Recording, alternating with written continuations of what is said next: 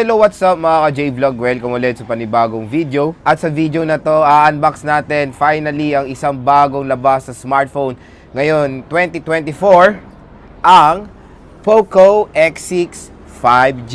Maganda kaya to? Tara mga ka-J-Vlog, check natin.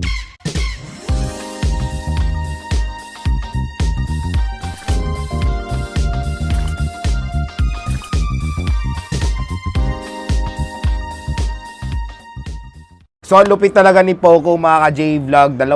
Magdadalawang linggo pa lang yung January. Pero, ayan, hataw na agad ang Poco brand. Tatlong smartphone ang in-announce sila. Poco X6 Pro, Poco X6 5G, Poco M6 Pro. So, ngayon, sa video na to, i-unbox natin yung Poco X6 5G. So, yes, 5G to at bagong chipset yung nilagay nila bago sa pandinig ko, to be honest, at hindi ko pa nagamit yan. Very interesting dahil Qualcomm Snapdragon po ang nakalagay sa Poco X6. Sa Poco X6 Pro, ang nakalagay is MediaTek Dimensity chipset. Sa X6 5G, yung non-Pro, is the Qualcomm Snapdragon 7S Gen 2 chipset. So yun, bago talaga sa pandinig ko, 7 series naman to ng Qualcomm. Alam nyo naman, pag 8 series, 8 Gen 2, which is flagship yan, 7 series, I think, for mid-range. Kasi dati ganyan yung format, 800 series, di ba? Flagship, 700, 600 series, mid-range. So, yon 7 series tayo ngayon dito sa Poco X6. And yung color na unbox natin is color black. Malupit mga ka-J-Vlog. Nag-offer na si Poco na mataas na RAM at internal storage dahil meron na tong 12 GB of RAM and 512 GB of internal storage. Yes! Napakalupit. Ito yung top of the line na Poco X6 5G, yung 12GB 512. So yun mga J-Vlog, samahan nyo ko yung box ngayon. Super excited ako. Ang Poco X6 5G. Ito yung box ng bagong labas sa Poco X6. Ayan na. 5G connectivity will vary based on local operator capabilities. Super excited to use this Poco X6 5G with your favorite Google apps. Google is a trademark of Google LLC. At Siyempre, yung pinakamataas sa variant ang ating i-unbox, the 12GB 512GB storage. Open na natin ang Poco X6 5G. Ayan na, Poco. So, maya na to. Ito yung smartphone. So, nakikita nyo naman sa plastic ay meron tayong mga specs. So, first time ko matatry itong Qualcomm Snapdragon 7S Gen 2. Crystal resolution, 120Hz, wow, AMOLED display, 64 megapixel with OIS, 67-watt turbo fast charging, and a 5,100 mAh battery. Mamaya na to. Tignan muna natin yung content ng box. So, ayan. Meron tayong 67-watt fast charging brick by Xiaomi. Meron tayong USB Type-C cable. And wala na. So, absent si paring earphone. Dito tayo sa documentations. Ayan. Poco. So, nandito si Baby SIM eject tool. At ayan na. Present na present si Marin Jelly case. Ayan siya sa likod. So, meron tayo ditong quick start guide and a warranty card. Meron tayong safety information. So, nano SIM card siya. Ano pala? So, hybrid SIM card tray siya. Ayan o. I don't know kung expandable to. Let's see. At ito na. Si Marin Jelly case. Uy, medyo upgraded si Marin Jelly case ha. Maganda ang itsura ni Marin Jelly case. Huyo kayo ngayon. So, ito na. Ang Poco X6 5G. Alisin natin siya sa kanyang plastic. Color black. Let's see yung design ng Poco X6 5G. So, in 3, 2, 1. Wow! So, maganda ha. So, glossy siya. Meron siyang glossy back. So, punas-punasan nyo na lang. And meron siyang triple camera setup. Ayan, 1, 2, 3. And a flash. 5G logo. Poco branding. 64 megapixel optical image stabilization. At yung frame niya ay matte finish po. Ayan. So, kung ganito ang fingerprint scanner, I guess in display si Poco X6. So yan, explore natin. Box type siya, magaan na in fairness. Dito sa right side, nandito ang ating power button and yung volume rocker. Sa taas, marami tayong ganap tulad na lang na, I think, IR blaster, yes. Microphone, secondary speaker grills, and a 3.5mm headphone jack. Sa baba naman ng smartphone, kakaiba dahil nandito na ang kanyang SIM tray. Microphone, USB Type-C port, and yung speaker grill. So, let's see yung SIM tray niya kung hybrid ba or hindi. Pero nakita naman na natin doon sa quick start. Pero tingnan natin yung tsura, diba? Ayan. So, I guess hindi siya expandable. Yes, hindi po siya expandable. Hindi na expandable ang Poco X6 5G dahil wala siyang slot for the memory card. So, SIM 1 and SIM 2. Okay, dual SIM. Nice. USB Type-C port and speaker grill. Sa bibili rin ito ng Poco X6. Good news dahil meron na siya pre-installed na screen protector out of the box. Ang una talaga napansin ko dito, napakagaan netong smartphone na to be honest. So, open na natin for the first time si Poco X6 5G.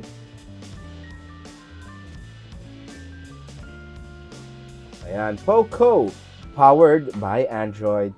So, habang setup muna natin. Ilagay natin si Maring Jelly Case. Ayan. So, okay. Bagay na bagay, Good thing na hindi naman transparent yung si Marin Jelly Case. Mas okay yung ganitong itsura. So yan, na-open na natin si Poco X6 5G. So syempre, ang bubungad sa atin is of course yung kanyang gorgeous AMOLED display.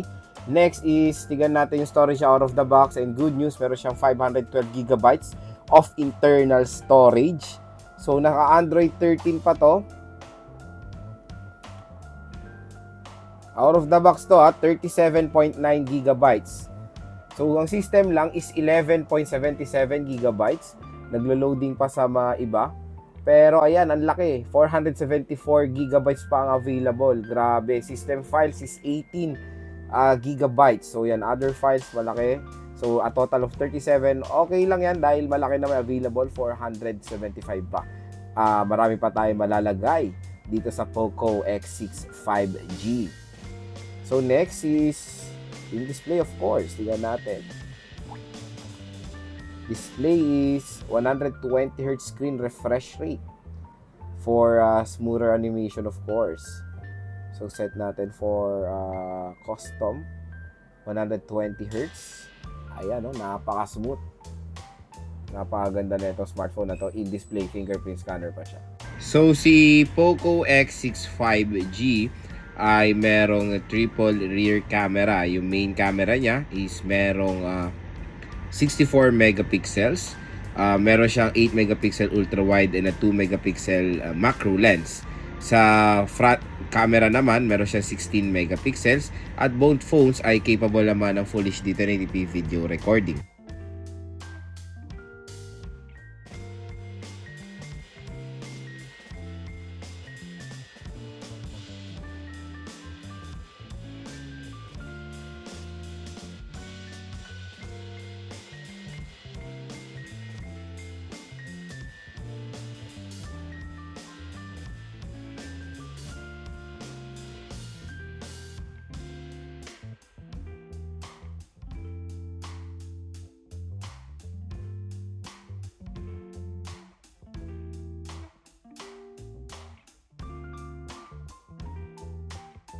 Sa screen naman, si Poco X6 5G ay merong 6.67 inches AMOLED display na merong resolution na 1220 by 2712 pixels or na merong 446 pixels per inch.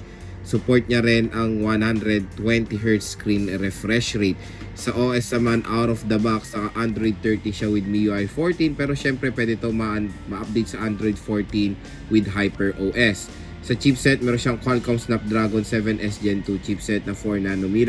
Meron siyang octa-core CPU na merong clock speed na up to 2.40 GHz and sa GPU naka-Adreno 710 siya. Pagdating naman tayo sa battery, meron tayong 5,100 mAh non-removable battery na support ang 67W fast charging. So yun mga J-Vlog, nakita nyo na yung unboxing ng ating Poco X6 5G. Next, gusto ko muna magbigay ng first impressions overall dito sa smartphone na to. Ayan siya. So number 1 sa kanyang display. So nakakatuwa yung display. Premium naman siya dahil AMOLED display siya. large display, 6.67 tapos naka 120 Hz refresh rate pa for smoother animation. Number 2, yung RAM at ROM nga nito. Nakakatuwa na nag-offer si Poco ng ganitong kataas na RAM at ROM. 12GB 512, ito ring review unit natin. So napakalupit, pang gaming talaga yung ganyang RAM at ROM. Ang dami nyo na po malalagay ng mga heavy games dito. Salamat yan sa kanyang huge storage. Ang taas pa ng RAM and expandable pa ang RAM nito. Saan pa kayo, di ba? So 12GB of RAM, perfect na perfect yan for gaming. Kaya panigurado, kahit ilang mga Windows ang naka-open dito, smooth pa rin ang performance ng ating Poco X6 5G. Number 3 sa chipset. Yung chipset, to be honest, bago pa lang yan sa pandinig ko, the Qualcomm Snapdragon 7S Gen 2 chipset. Pero alam nyo naman na pag mga ganyan na chipset 5G is mga powerful talaga yan for gaming. So, abangan nyo na lang po yung full review natin dito sa Poco X6 5G and sa game test dahil doon natin matatry yung full potential ng ating smartphone. Pero, specs-wise, mataas, powerful ang Qualcomm Snapdragon 7S Gen 2 chipset. To be honest, wala pa ako na-try na 5G chipset since nung lumabas sa Philippines na mabagal, na hindi maganda for gaming. Lahat, kahit yung mga basic na Dimensity chipset, yung base na 5G, yung Dimensity 700, okay yan for gaming for me. Kaya asahan natin, Qualcomm Snapdragon to sa mga smart. Kasi yung mga ibang user talaga gusto yung Qualcomm Snapdragon chipset. So yan, nakakatuwa. Nagbigay si Poco sa inyo ng option. Ayan, Poco X6 5G, Qualcomm Snapdragon chipset siya. At ang pinakalas mga J-Vlog sa design nito. Yung design niya, for me, minimalist. Okay siya. Very basic naman na design ni Poco. Yung ganyan, mayroong malalaking camera cutout sa, sa jelly case. So, panigurado pag gagamitin nyo to outdoor or outside, makakakuha to ng attention ng mga ibang consumer. Parang silang, parang makikurious sila. Sabi, uy, ang ganda naman ng smartphone yan. Ang laki ng cutout ng camera. Ano kaya yun? Pero syempre, nakita na natin, Poco at Poco X6 5G lang yan. So, yung design for me, okay siya. Glossy nga lang siya. So, sana ginawang matte to ni Poco. Pero yung frame niya ay matte, okay yan. Dito lang sa back, glossy. Kasi kaya nyo naman pag glossy, medyo lapitin talaga or dikitin siya ng mga smudges. Kaya, sana ginawa na lang to, matte finish. Yun lang naman, opinion ko lang naman. So, yun lang mga ka-J-Vlog, yung unboxing and first impressions natin dito sa bagong labas na Poco X6 5G. So, isang napakalupit at napakalakas na smartphone na in-offer ngayon ni Poco, ang Poco X6 5G para sa start ngayong 2024. So, kung interesado kayo dito, huwag kayo mag-alala, ilalagay ko po yung link nito.